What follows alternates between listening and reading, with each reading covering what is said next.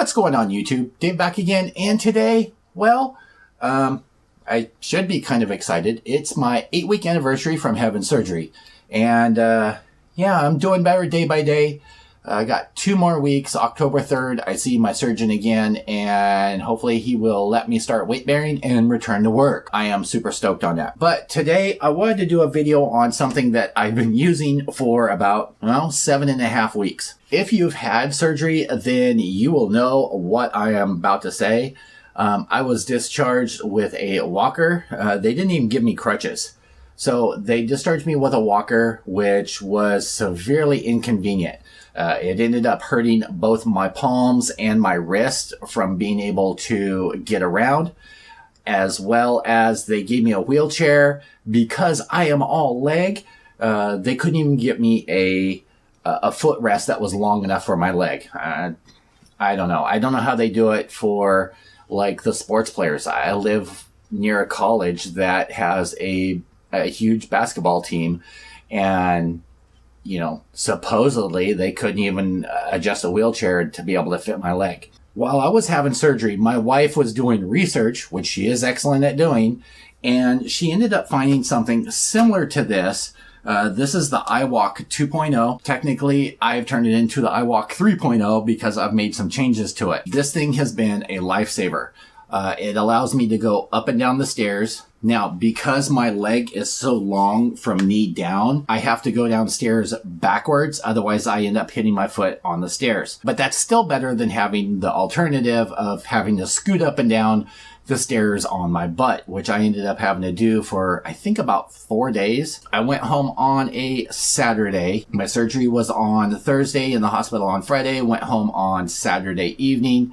And then I tried getting around using the walker. I was using this thing, which is a saddle stool. I ended up getting on Amazon. I brought it, well, actually she brought it downstairs to be able to basically scoot around. I was having to use this to go to the bathroom, go to the kitchen, basically do anything. And at that point, I had the big ass boot that they give you on my leg.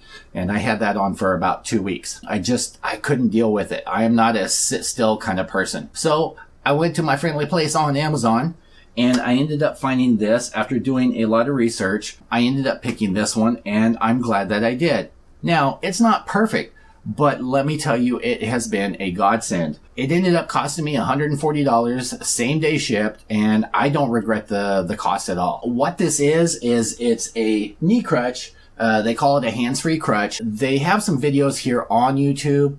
There are some little niggles with it. Not anything really bad. But it can be a little inconvenient. Most of the videos that they have are with thinner people, mainly women. And my only hindrance was, if you can see this part, my leg is so long that it hangs off about this far off of the back here. So when I was wearing the boot, every time I take a step, it would bounce. That was actually bothering me, but I ended up, you know, just dealing with it. The padding that comes with it, which I will show you when I do a close-up of how this goes together, it held up for about 2 to 3 weeks, and then it kind of started squashing flat and didn't want to recover. So I ended up having this, which I'd planned on doing a review for putting it on to, well, the electric skateboard. And what it's called is Push and Cushion, and it's from Loaded Boards. And this is supposed to go onto the board. It's a polymer foam that contours to your foot. It recovers the original shape, but it eliminates the vibration on the board. What I did was I put a couple of layers of it on top of the foam that was on here. That helped a lot. My cats had to sacrifice one of their beds for the cat carrier. I ended up cutting it into 3 strips to go onto here, because it being summertime, it's too hot to wear pants. And with having the boot on for the first 2 weeks, I couldn't take the boot off. I couldn't even open the boot. So I obviously couldn't put pants on. So it was shorts, basketball shorts, things like that. The foam and everything, because my legs are so hairy, it was pulling the hair.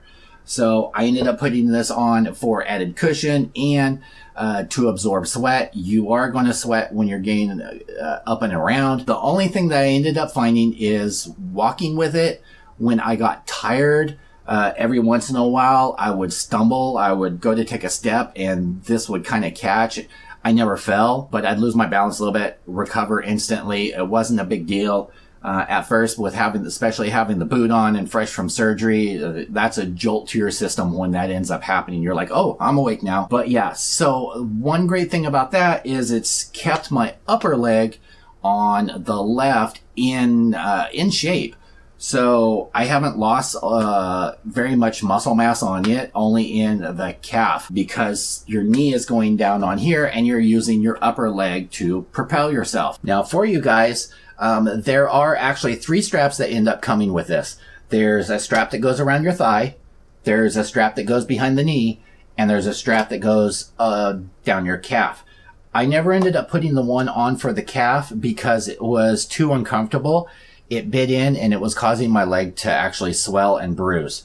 So I didn't end up using that one. Something I would recommend is this padding that goes behind the thigh. I just took a stapler and I put a staple through the strip and the pad to keep it, because it'll keep sliding around and it'll keep undoing the straps. When I went into my surgeon's office, and anytime that I'm out and about, I get so many comments, especially from people that have had ankle surgery, knee surgery, anything like that, that they have never seen anything like this.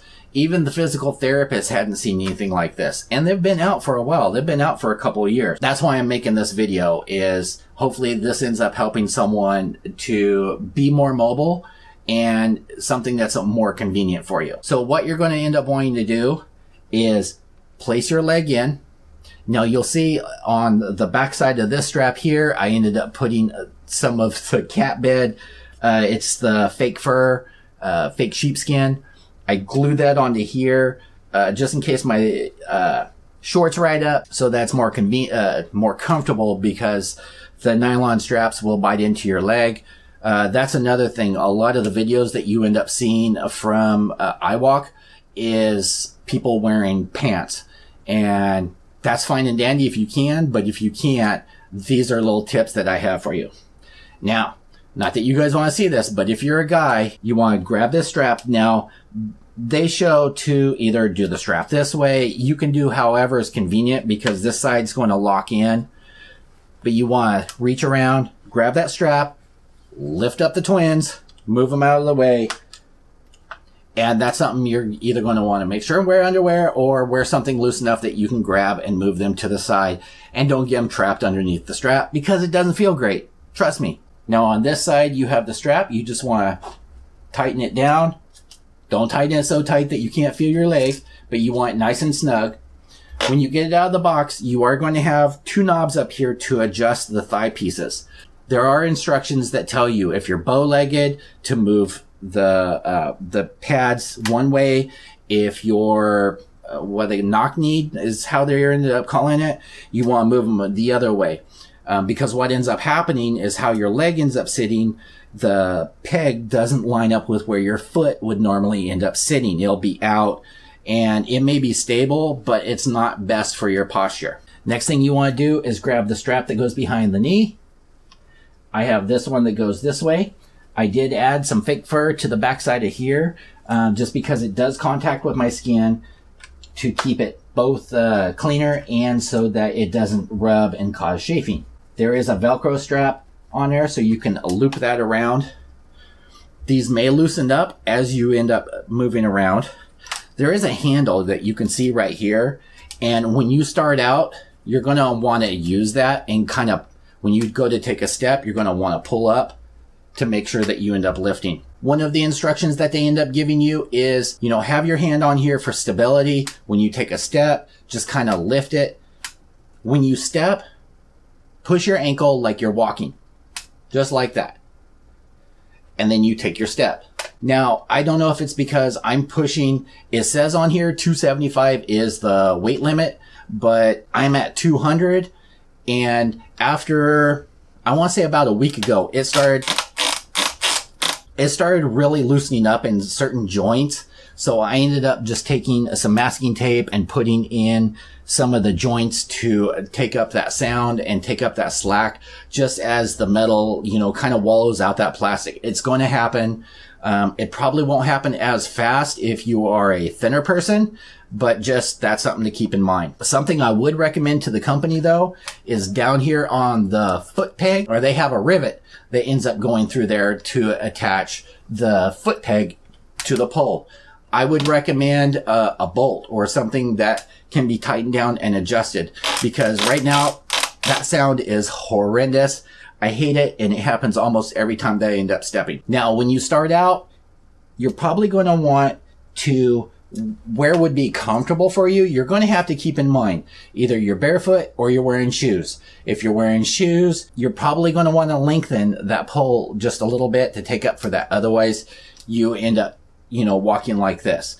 Starting off with, I would probably keep this leg one peg shorter than what would be normal, just until you get used to it. That's what I ended up doing.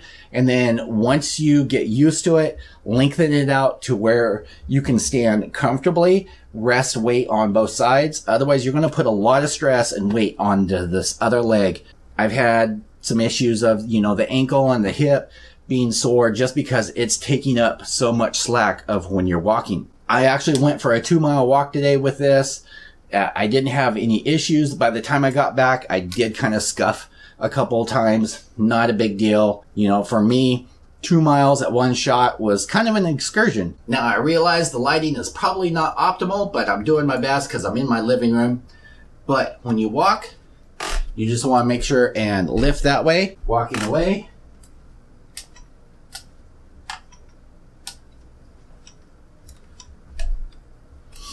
All right, so here we go. This is the box. This is going to be the front side, the other side, and the other side. It has a open here.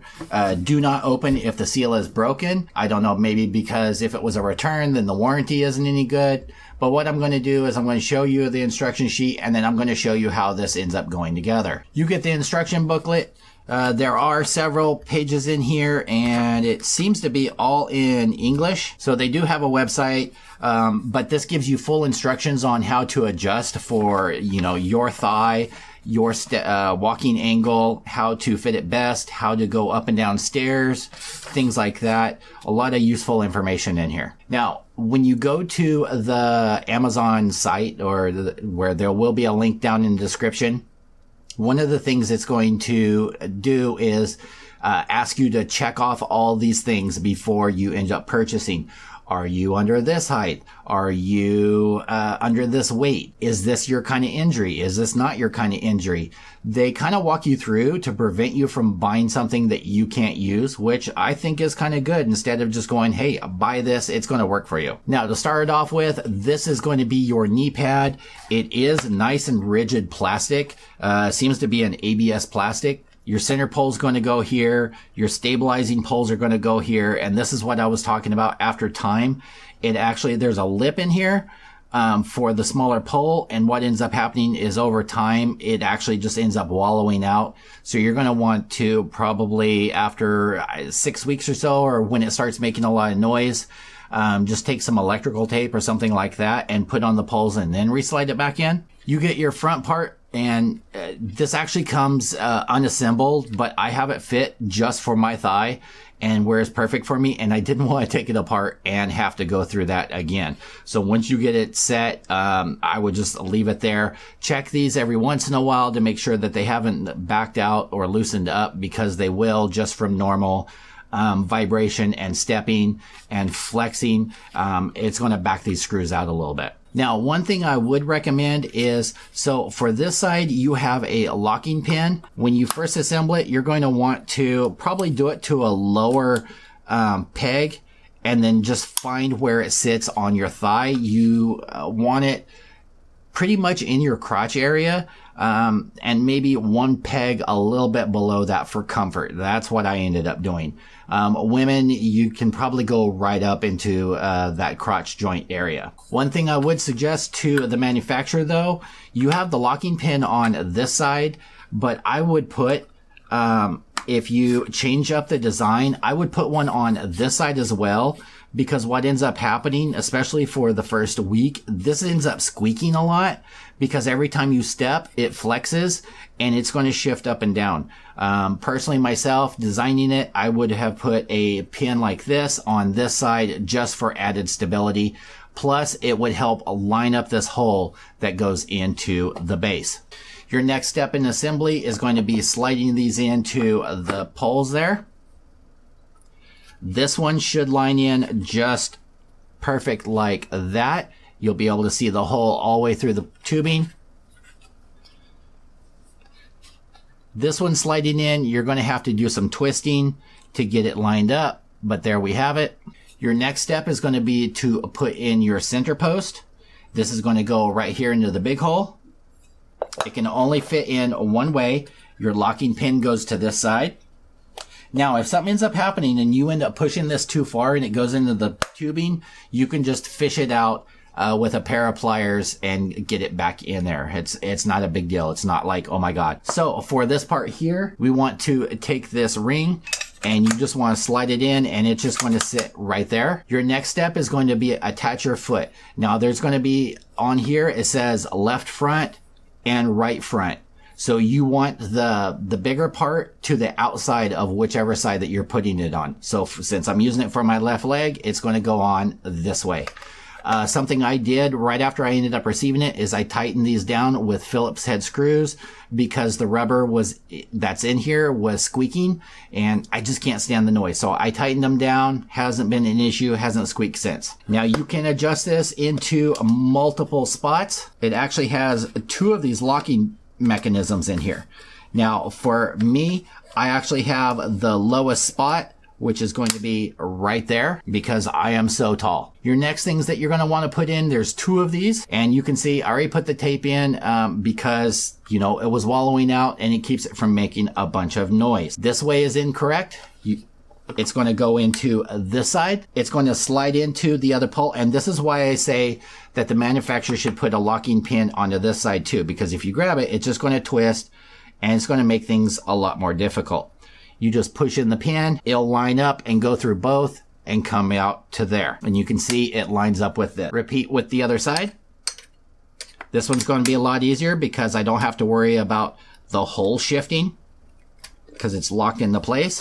You just kind of wiggle it around and it gets in there. Now for this section right here, they provide you with this. You want to make sure that this is tightened down because it's going to keep this from shifting around and it's going to help stabilize it and be more secure. Check it every once in a while to make sure that this hasn't backed down. You just tighten it down nice and tight till you can't tighten it anymore. There you go. You get this strap right here, which is going to be for your thigh. So you just attach that to right there, just like that. You get the strap that's going to be for behind your knee. You just attach it to whichever side that you're more comfortable with. And you do get the additional one for the back, but I'm not putting that on. And I forgot to, because I'm a dumbass, you just want to make sure and slide this on to that before you put it all together. Though you can just loosen this pole loosen this lock right here, slide this out. All right, guys. So now that I've showed you everything that was in the box, how it goes together, and the pros and cons that I've ended up finding with this, I think the pros severely outweigh the cons on this. It was well worth the money. I think $140 was a bargain. They've got some others that are out there that range up to $500 for something that is going to be temporary for a couple of weeks. I think this is great. In about 2 weeks, hopefully I will be ditching this. But yeah, it's super easy going out, getting in the car, toss it in the car, have it sit in front. What I do is, you know, I take it off, I get it into the car and I put it like this. Between my legs, it's easy. The only hindrance is, you know, having to take the time to put it on and off.